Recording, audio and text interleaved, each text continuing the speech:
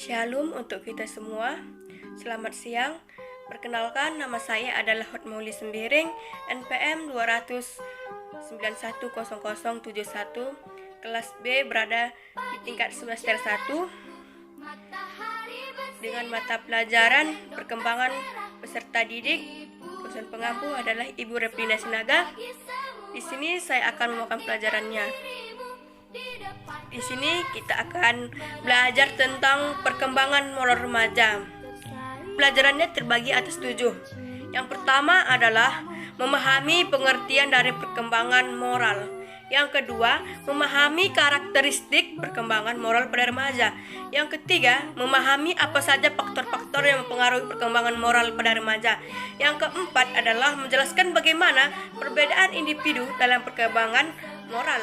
Yang kelima adalah mengemukakan hubungan antara nilai, sikap, moral, dan tingkah laku. Yang keenam adalah memahami bagaimana tahap-tahap perkembangan moral. Yang ketujuh adalah memahami bagaimana implementasi perkembangan moral dalam kehidupan sehari-hari. Yang pertama, pengertian perkembangan moral. Istilah moral berasal dari kata Latin mos atau disebut dengan moris, yang berarti adat istiadat, kebiasaan, peraturan, nilai-nilai atau tata cara kebiasaan kehidupan. Moral dapat juga diartikan sebagai ajaran tentang baik buruknya perbuatan dan kelakuan, akhlak, kewajiban, dan sebagainya. Dalam moral diatur segala perbuatan yang dinilai baik, yang perlu dilakukan, dan suatu perbuatan yang dinilai tidak baik dan perlu dihindari. Sedangkan moralitas merupakan kemauan atau menerima dan melakukan peraturan, nilai-nilai atau prinsip moral. Nilai-nilai moral itu seperti yang pertama, itu seruan untuk berbuat baik pada orang lain, memelihara ketertiban dan keamanan, memelihara kebersihan dan memelihara hak orang lain. Dan yang kedua, larangan mencuri, berzina, membunuh, minum minuman keras, dan berjudi. Moral berkaitan dengan kemauan atau kemampuan untuk membedakan antara perbuatan yang benar dan yang salah. Dengan demikian, moral merupakan kendali dalam bertingkah laku seseorang yang dapat dikatakan bermoral apabila tugas penting yang harus dikuasai remaja adalah mempelajari apa yang diharapkan oleh masyarakat dan kemudian mau membentuk perilakunya agar sesuai dengan ajaran sosial tanpa terus dibimbing ataupun diawasi dan diancam hukuman seperti yang dialami waktu anak-anak. 2. Karakteristik perkembangan moral.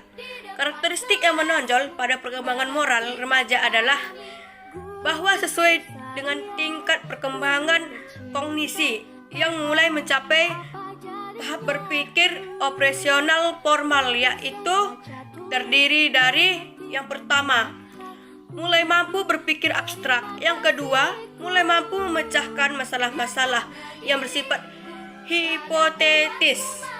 Maka pemikiran remaja terhadap suatu permasalahan tidak lagi hanya terikat pada waktu, tempat, situasi, tetapi juga ada sumber moral yang memberi dasar hidup mereka.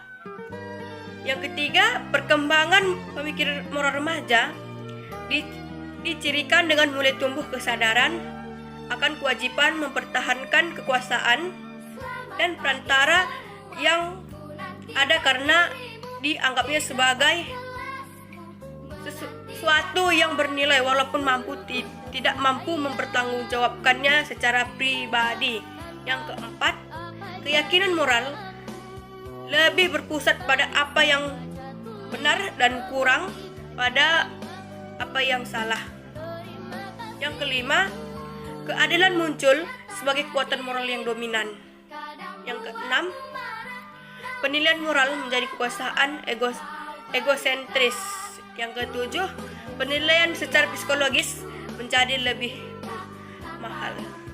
Yang ketiga, faktor-faktor yang mempengaruhi perkembangan moral. Adapun faktor-faktor yang mempengaruhi perkembangan moral Yang pertama yaitu hubungan humoris dalam keluarga, yang merupakan tempat penerapan pertama sebagai individu. Begitu pula dengan pendidikan agama yang diajarkan di lingkungan keluarga sangat berperan dalam perkembangan moral remaja. Yang kedua, masyarakat tingkah laku manusia bisa terkendali oleh kontrol dari yang mempunyai sanksi-sanksi buat pelanggarannya. Yang ketiga, lingkungan sosial. Lingkungan sosial, terutama lingkungan sosial terdekat yang bisa sebagai pendidik dan pembina untuk memberi pengaruh dan membentuk tingkah laku yang sesuai. Yang keempat, perkembangan nalar. Makin tinggi penalaran seseorang, maka makin tinggi pula moral seseorang. Yang kelima adalah peran media massa dan perkembangan teknologi modern. Hal ini berpengaruh pada moral remaja, karena seorang remaja sangat cepat untuk berpengaruh terhadap hal-hal yang belum diketahuinya. Yang keempat adalah perbedaan individu dalam perkembangan moral. Setiap individu mempunyai perbedaan dan menyikapi nilai-nilai moral dan sikap tergantung di mana individu berada. Pada anak-anak terdapat pun anggapan bahwa aturan-aturan adalah pasti dan mutlak oleh karena diberikan oleh orang dewasa ataupun Tuhan yang tidak bisa diubah lagi. Menurut Colbrecht tahun 1963, sedangkan pada anak-anak yang berusia lebih tua, mereka bisa menawar aturan-aturan tersebut kalau disetujui oleh semua orang. Pada sebagai remaja dan orang dewasa yang penalarannya terhambat, pedoman mereka hanyalah menghindari hukuman. Sedangkan untuk tingkat kedua, sudah ada pengertian bahwa untuk memenuhi kebutuhan sendiri, seseorang juga harus memikirkan kepentingan orang lain. Perbedaan perseorangan juga dapat dilihat pada latar belakang kebudayaannya. Jadi ada kemungkinan terdapat individu atau remaja yang tidak mencapai perkembangan nilai, moral dan sikap serta tingkah laku yang diharapkan padanya. Yang kelima, hubungan antara nilai, moral, sikap, dan tingkah laku. Nilai merupakan sesuatu yang baik, diinginkan atau dicita-citakan dalam dianggap penting oleh warga, masyarakat, misalnya kebiasaan dan sopan santun. Menurut Grant, sikap merupakan kesediaan bereaksi individu terhadap suatu hal. Sikap berkaitan dengan motif dan mendasari tingkah laku seseorang. Tingkah laku adalah implementasi dari sikap yang diwujudkan dalam perbuatan. Dalam kaitan dengan pengalaman nilai-nilai hidup, maka moral merupakan kontrol dalam sikap, bersikap, dan bertingkah laku sesuai dengan nilai-nilai hidup yang dimaksud. Dalam ini, aliran psikoanalisis tidak membeda-bedakan antara moral, norma, dan nilai. Semua konsep ini menurut Prun menyatu dalam konsepnya superego. Superego sendiri dalam teori Prun merupakan bagian dari jiwa yang berfungsi untuk mengalihkan tingkah laku ego sehingga tidak bertentangan dengan masyarakat. Yang keenam, tahap-tahap perkembangan moral. Dari hasil penyelidikan Colbrecht mengemukakan 6 tahap stadium perkembangan moral yang terdiri secara universal, dan dalam urutan tertentu ada 3 tingkatan perkembangan moral menurut Colbrecht, yaitu tingkat pertama prakonvensional, yang kedua konvensional, yang ketiga pasca konvensional. Masing-masing tingkat terdiri atas 2 tahap. Setiap keseluruhan ada 6 tahap yang berkembang secara bertingkat dengan urutan yang tetap. Tidak setiap orang dapat mencapai tahap terakhir perkembangan moral. Dalam stadium 0, anak menganggap baik apa yang sesuai dengan permintaan dan keinginan. Hingga sesudah stadium ini datanglah pada stadium pertama, anak berorientasi kepada kepatuhan dan hukuman. anak menganggap baik dan buruknya atas dasar akibat yang ditimbulkannya. Anak hanya mengetahui bahwa aturan-aturan ditentukan oleh adanya kekuasaan yang tidak bisa diganggu-gugat. Ia harus menurut, atau kalau tidak, akan memperoleh hukuman. Pada tahap stadium kedua, perilaku bersifat relativistik dan hedonisme. Pada tahap ini, anak tidak lagi secara mutlak tergantung pada aturan yang ada di luar dirinya atau ditentukan oleh orang lain, tetapi mereka sadar bahwa setiap kejadian mempunyai berbagai segi. Jadi, ada relativisme. Relativisme ini artinya bergantung pada kebutuhan dan kesanggupan seorang. Misalnya, mencuri kambing karena kelaparan, karena perbuatan mencuri untuk memenuhi kebutuhannya, maka mencuri dianggap sebagai perbuatan yang bermoral.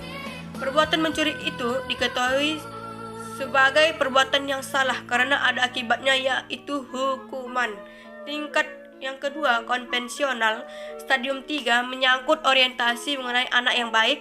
Pada stadium ini, anak mulai memasuki umur belasan tahun, di mana anak ini memperlihatkan orientasi perbuatan-perbuatan yang dapat dinilai oleh baik orang lain. Masyarakat adalah sumber yang menentukan apakah perbuatan seorang baik atau tidak. Menjadi anak-anak yang manis sangat penting dalam stadium ini. Stadium 4 yaitu tahap mempermudah norma-norma sosial di otoritas. Pada stadium ini, perbuatan baik yang diperlihatkan seseorang bukan hanya agar dapat diterima oleh lingkungan masyarakat, melainkan bertujuan agar dapat ikut mempertahankan aturan-aturan atau norma-norma sosial. Jadi perbuatan baik merupakan kewajiban untuk ikut melaksanakan aturan-aturan yang ada. Tidak semua timbul kekacauan. Tingkat yang ketiga, pasca konvensional. Stadium 5 merupakan tahap orientasi terhadap perjanjian antara dirinya dengan lingkungan sosial. Pada stadium ini ada hubungan timbal balik antara dirinya dengan lingkungan sosial. Dengan masyarakat, seseorang harus memperlihatkan kewajibannya, harus sesuai dengan tuntunan norma-norma sosial. Karena sebaiknya, lingkungan sosial atau masyarakat akan memberikan perlindungan kepadanya. Stadium ke-6, tahap ini disebut prinsip universal. Pada tahap ini, ada norma etik di samping norma pribadi dan subjektif.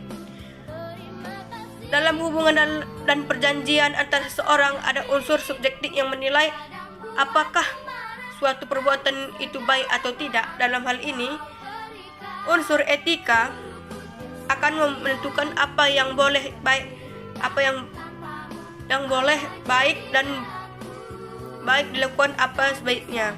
Menurut Porter 1965, menjadi remaja berarti mengerti nilai-nilai ini tidak berarti hanya pengertian saja, melainkan juga dapat menjelaskan dan mengamalkannya. Hal ini selanjutnya berarti bahwa remaja sudah dapat mendeterminasikan penilaian-penilaian moral, menjadikannya sebagai nilai-nilai pribadi. Untuk selanjutnya, penginternalisasikan nilai-nilai akan tercermin dalam sikap dan tingkah lakunya, yaitu yang ketujuh. Yang terakhir, implementasi perkembangan sosial. Adapun implementasi perkembangan moral pada remaja adalah yang pertama, dalam bergaul. Remaja sudah mulai selektif dalam memilih teman. Yang kedua, remaja sudah peka terhadap permasalahan yang terjadi di sekitarnya dan sudah mulai mencari solusi terhadap permasalahan tersebut. Yang ketiga, sudah mulai mencoba untuk membahagiakan orang lain. Yang keempat, timbul rasa kepedulian jika melihat hal-hal yang menyentuh hati. Yang kelima, remaja sudah mulai membentuk kepribadian yang sesuai dengan nilai-nilai yang diyakininya. Di sini saya akan menyimpulkan sedikit. Menjadi remaja berarti mengerti nilai-nilai, yang berarti tidak hanya memperoleh pengertian saja, tetapi juga dapat menjalankan atau mengamalkannya. Faktor-faktor yang mempengaruhi perkembangan moral, yaitu hubungan humoris dalam keluarga, masyarakat, lingkungan sosial, perkembangan nalar, dan peran media masa perkembangan teknologi modern. Sekian dan terima kasih. Selamat siang semua.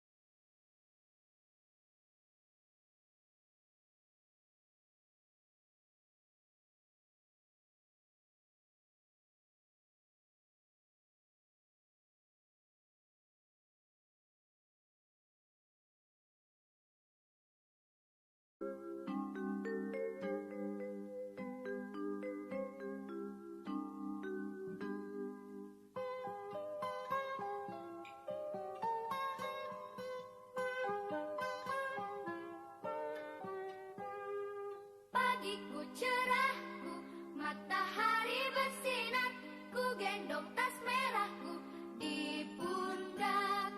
Selamat pagi semua, ku nantikan dirimu di depan kelasmu, menantikan kami. Guruku tersayang, guru tercinta, tanpamu apa jadinya aku? Tak bisa baca tulis, mengerti banyak hal, guruku terima kasihku. Nyatanya diriku kadang buatmu marah, namun segala maaf kau berikan.